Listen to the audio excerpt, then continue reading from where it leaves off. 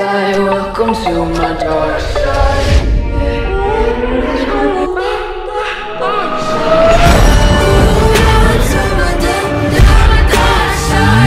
রাত অনেকটাই নেমে এসেছে, চারদিক নিস্তব্ধ, বাতাসে একটা অলৌকিক শান্তি।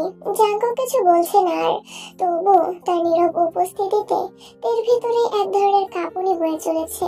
ভালোবাসার এমন কিছু মুহূর্ত থাকে যেগুলো শব্দ ছাড়াও বলা যায়, আর তে আজ ঠিক সেই মুহূর্তেই দাঁড়িয়ে।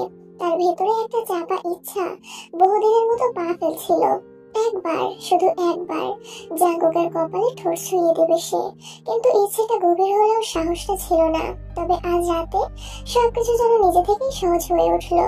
জাঙ্কুকের একবার বলাতে সাহস পেল সে। চাঁদের আলো জানালার ফাঁক গলে ঘরের ভেতর নেমে এসেছে।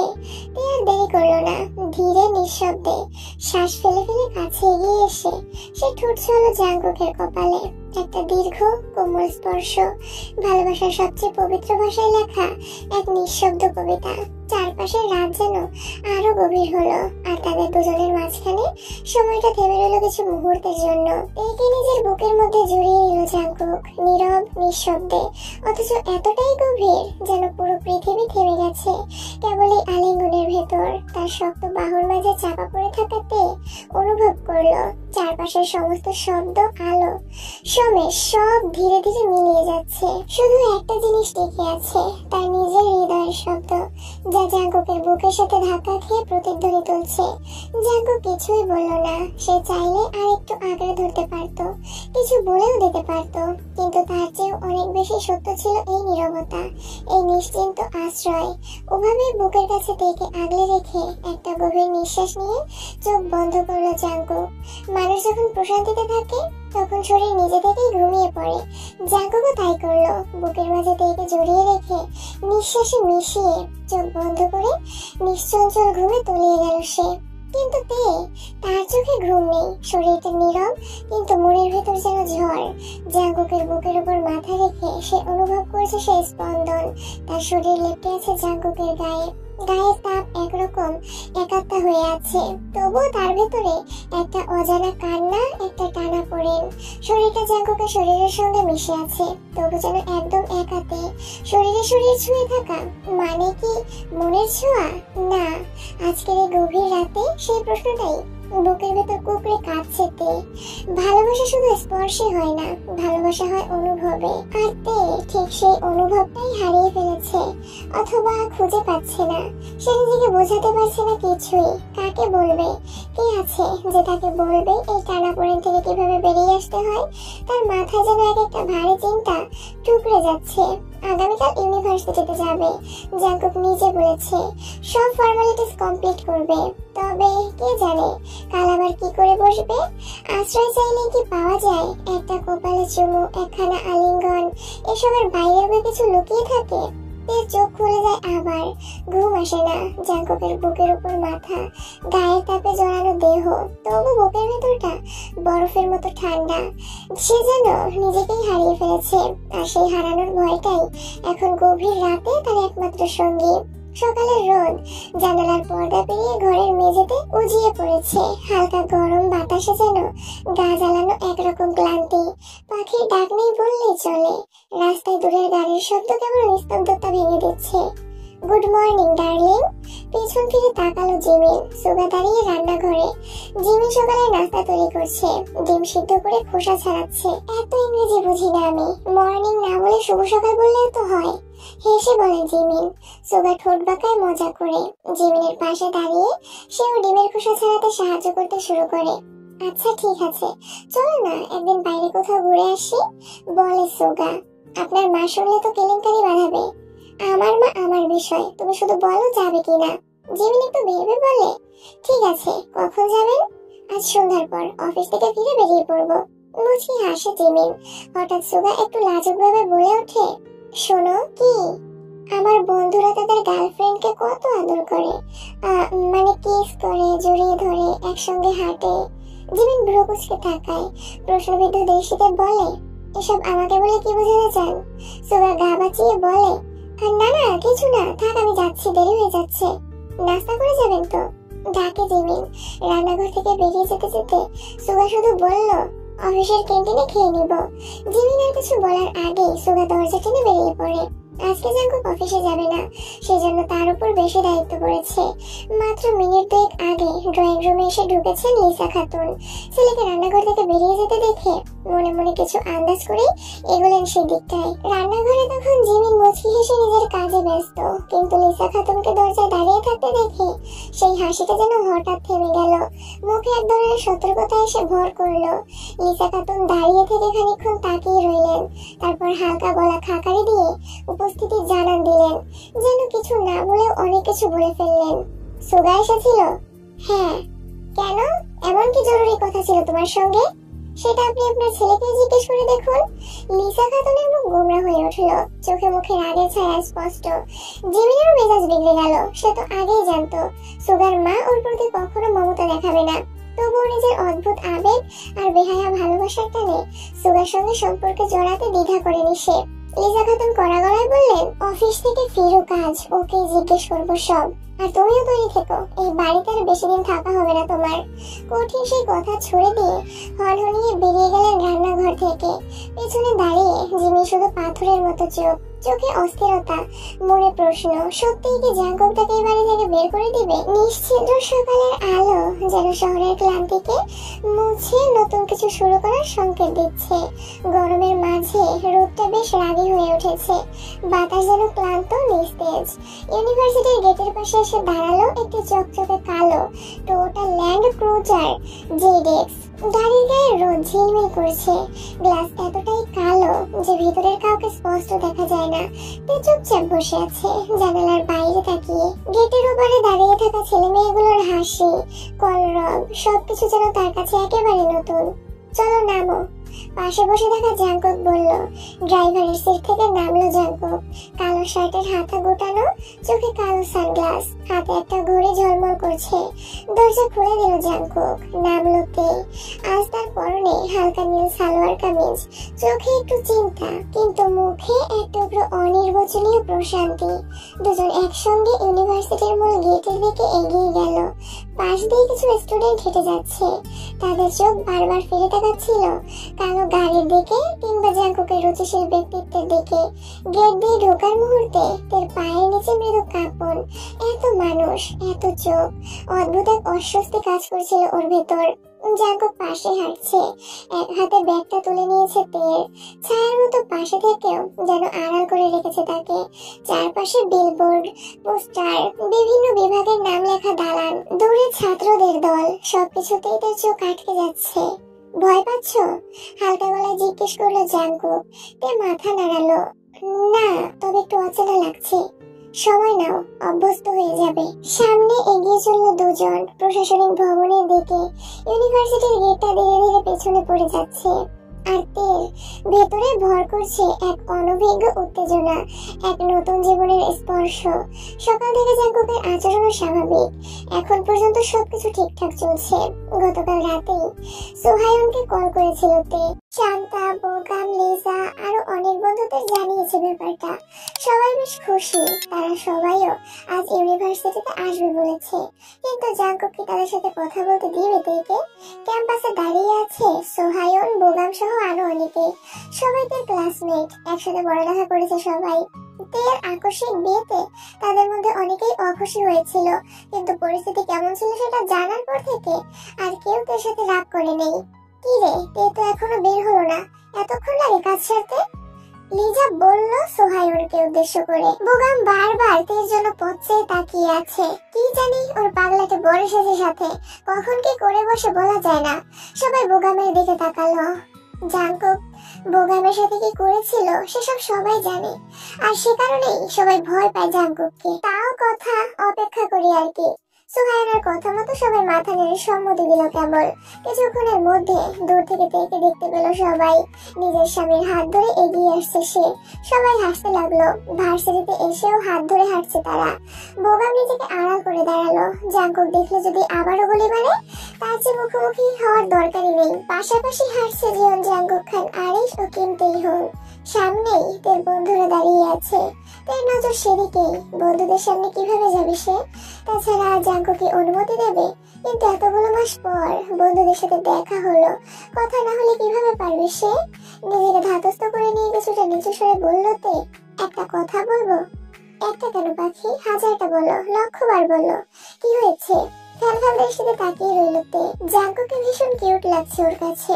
ওই যে রিলসে দেখা যায় না, পুকি হাজবেন্ড না কি জানি, ওরকম পুকি জাঙ্কুক। মনে মনে এসব ভেবে ফিক করে হাসলো তে। চমকালো জাঙ্কুক, বলল, কি হলো হামিংবার্ড? না মানে কিছু না, ওই যে সামনে আমার বন্ধুরা, একটু কথা বলে আসি।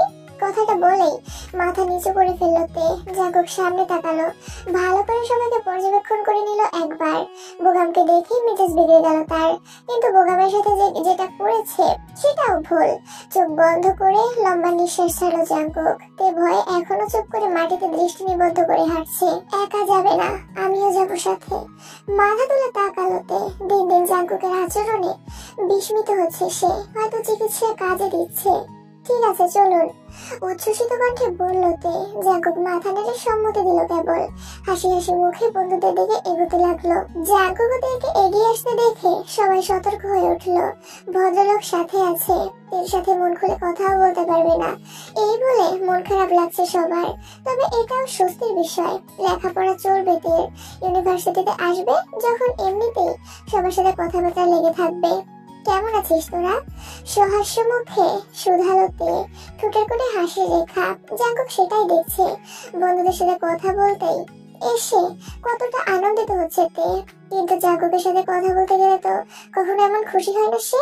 আমরা সবাই ভালো আছি, লিতা জবাব দিল। জাঙ্কুককে ইশারায় দেখাতে লাগলো সোহায়ন। তে বুঝতে পারলো তাকে কি করতে হবে। মুচকি হেসে জাঙ্কুকের দিকে তাকালো সে। জাঙ্কুকের হাসি মুখখানা দেখে অবাক হলো বটে, তার কারণ জাঙ্কুকের দিকে তাকিয়ে হেসেছে সে। আচ্ছা আলাপ করবি চল, উনি তোদের দুলা ভাই, অর্থাৎ আমার হাজবেন্ড জিয়ন জাঙ্কুক খান আরিশ। হ্যালো জিজু, হাত বাড়িয়ে জিজ্ঞেস করলো লিজা। জাঙ্কুক আসলে খুশিতে চুপ করে আছে। তে তাকে এভাবে পরিচয় করালো নিজ থেকে, কোনো জোরাজুরি ছাড়াই। Hi everyone. হাই দুলা ভাই, আপনাদের বিয়েতে দাওয়াত পর্যন্ত করলেন না? হ্যাঁ, আমাদের বিয়েতেও দাওয়াত করবো না আপনাদের। লিজার কথায় সবাই হেসে উঠলো। জাঙ্কুক মুচকি হাসলো। বোগাম একটু চুপচাপ আছে অবশ্য। সমস্যা নেই, বউয়ের সাথে আরো একবার বিয়ে করে নেব, তারপর তোমাদের সবাইকে ইনভাইট করব, ওকে? সবাই অবাকই হলো জাঙ্কুকের আচরণে, কারণ তার সম্পর্কে সেসব কথা শুনেছিল। জাঙ্কুক মোটেও তেমন নয়, যথেষ্ট ভালো মানুষ সে, কত সুন্দর করে কথা বলছে। ঠিক আছে ভাইয়া, আমি সোহায়ন। একদিন রাতে কল করেছিলে তেইকে? জি। রাতে আমার বউকে কখনো কল করবে না, বিকজ তখন আমরা ব্যস্ত থাকি, বুঝেছো? কিছুটা মজা করেই বলল জাঙ্কুক। সবাই হাসলো। তে ভালো করেই বুঝতে পারছে মজার ছলে সিরিয়াস কথা বলেছে লোকটা। ওকে ভাইয়া। কি রে তে, তুই এত চুপচাপ কেন? জিজ্ঞেস করলো সোহায়ন। তে বারবার জাঙ্কুকের দিকে তাকাচ্ছে। ছেলেদের সাথে কথা বলবে কিনা বুঝতে পারছে না। জাঙ্কুকের হাতটা শক্ত করে ধরে আছে, যেন একটু আলগা হলেও যেন ছুটে যেতে পারে না। এমনি জাঙ্কুক বোগামের দিকে তাকালো হঠাৎ। বোগাম? আটকে উঠলো ছেলেটা। আর কেউ না জানলেও বোগাম খুব ভালো করে জাঙ্কুককে জেনে গেছে। তেও কিছুটা বিচলিত হলো। জাঙ্কুকের হাত চেপে দিয়ে ফিসফিস করে বলল, প্লিজ ওকে কিছু বলবেন না, মাথা ঠান্ডা রাখুন প্লিজ। কানের পাশে এসে ভাবে ফিসফিস করে কথা বলছো কেন হামিংবার্ড? তুমি কি চাও আমি এখানে কন্ট্রোললেস হয়ে যাই? এইকে কপি করে জাঙ্কুক ফিসফিস করে বলল কথাগুলো। শুকনো ঢোক দিল তে, আর কিছু বলল না সে। বজ্জাত স্বভাবের লোক একটা। জি, মৃদুস্বরে জবাব দিল বোগাম। সবাই ভয়ে ভয়ে তাকিয়ে আছে জাঙ্কুকের দিকে। বোগামের দিকে আরেকটু এগোলো সে, তবে তের হাত ছাড়লো না। আই এম সরি ব্রো, ওই দিন ওভাবে শুট করা উচিত হয়নি আমার। তের ব্যাপারে একটু বেশি বেপরোয়া আমি। পরিস্থিতি কেমন থতমত হয়ে গেছে। কেউ কিছু বলছে না। বোগাম ম্লান হাসলো। ইটস ওকে, আমি ভুলে গেছি ওসব, আপনিও ভুলে যান। বাঁকা হাসলো জাঙ্কুক। আমি কখনোই ভুলতে পারবো না, আমার স্ত্রী বাড়ি থেকে পালিয়ে তার বন্ধুর কাছে চলে গিয়েছিল। জাঙ্কুকের কথাটা সকলকে বিব্রত করে তুললো যেন। তে মাথা নিচু করে ফেললো। সবাইকে এভাবে চুপ করে থাকতে দেখে ফিক করে হেসে উঠলো জাঙ্কুক। ইটস ওকে গাইস, কথা শেষ হলে চলো, বের হতে হবে, আমাকে অফিসে যেতে হবে। শেষের কথাগুলো তেকে উদ্দেশ্য করে বললো জাঙ্কুক। চলুন। তে সবাইকে হাত দিয়ে ইশারায় বাই বলে এগোতে লাগলো। পেছনে পড়ে রইল তার বন্ধুরা। মা, ও মা। সন্ধ্যাবেলা মেয়ের হাত ডাক শুনে রান্নাঘর থেকে বেরিয়ে ড্রয়িং রুমে এসে উপস্থিত হলেন জিন। কি হয়েছে তোর? এমন ষাঁড়ের মতো চিল্লাচিল্লি করছিস কেন? আমি ষাঁড় কিসের জন্য ডেকেছিস সেটা বল মা। রাতে রান্না বান্না সব বাকি তো। আমার গণিত সাজেশন বইটা খুঁজে পাচ্ছি না মা। তোর বই তুই রেখেছিস, আমি তো রাখিনি। একটু খুঁজে দেখ, ঘুরেই পাবি। মায়ের কথা মতো হনহনিয়ে ঘরের দিকে এগোলো জিসু। বইপত্র খুঁজে না পেলে মাথা গরম হয়ে যায় তার। আর জিন ভালো করেই জানেন তার মেয়ে জিনিসপত্র সামনে থাকলেও সহজে খুঁজে পায় না, সেজন্য এইসব বিষয় তেমন একটা গুরুত্ব দেন না তিনি। মায়ের কথা মতো ঘরে এসে আরেক দফা বই খুঁজতে লাগলো জিসু। বালিশের নিচে পেয়েও গেল বই, কিন্তু কথা হলো ওখানে রাখলো কে? বই নিয়ে আবারও মায়ের কাছে যেতে লাগলো সে। সোজা রান্নাঘরে এসে বলল, বই পেয়েছি, কিন্তু বইটা বালিশের নিচে গেল কিভাবে? জিন তরকারি কষাচ্ছেন, খুন্তি নাড়াতে নাড়াতে বললেন, যেমন বাবা তার তেমন মেয়ে। নিজেই এখানে সেখানে জিনিসপত্র রাখবে, খুঁজে পাবে না, আর পেলেও বলবে ওখানে গেল কিভাবে? আমি আছি তো ঘরে, তোমাদের জিনিসপত্র সব আমি এখানে সেখানে রাখি। এক নিঃশ্বাসে কথাগুলো বলে থামলেন জিন। জিসু কিছু বলল না। মায়ের সাথে কথা বলা যাবে না এখন, আবহাওয়া গরম এখন। নিঃশব্দে রান্নাঘর থেকে বেরিয়ে গেল সে। ড্রেসিং টেবিলের সামনে চেয়ারে বসে আছে তে। চুলগুলো বেশ এলোমেলো লাগছে, সেজন্য আঁচড়ে নিচ্ছে। এখনো বাসায় ফেরেনি জাঙ্কুক। দুপুরে তেকে বাসায় পৌঁছে দেওয়ার পরপরই অফিসে চলে গিয়েছিল সে। দুপুরের খাবার পর্যন্ত খায়নি। আজকে জাঙ্কুক শান্ত থাকলেও তার আচরণ ছিল অদ্ভুত রহস্যজনক। বিশেষ করে বোগামকে বলা কথাগুলো। তে ভয় পাচ্ছে জাঙ্কুককে নয়, নিজের আবেগকে। অদ্ভুত ভাবে জাঙ্কুকের প্রতি আকর্ষিত হচ্ছে তে। এমন জটিলতা তো চায়নি তে। বিষাক্ততা, অধিকার বোধ, হিংস্রতা, মায়া সবকিছু নিয়েই জীবন জাঙ্কুক খান আরিশের ভালোবাসা। তে কিভাবে এই ভালোবাসা সহ্য করবে? দীর্ঘ নিঃশ্বাস ছাড়লো তে। খুব সম্ভবত মানুষ তখনই সবচেয়ে বেশি অসহায় বোধ করে যখন নিজের সাথে নিজের যুদ্ধ হয়। তেও ভীষণ অসহায় বোধ করছে। দরজা খোলার শব্দে নড়ে চলে উঠল তে। এমনিতেই ভেজানো ছিল দরজা। জাঙ্কুক ফিরেছে।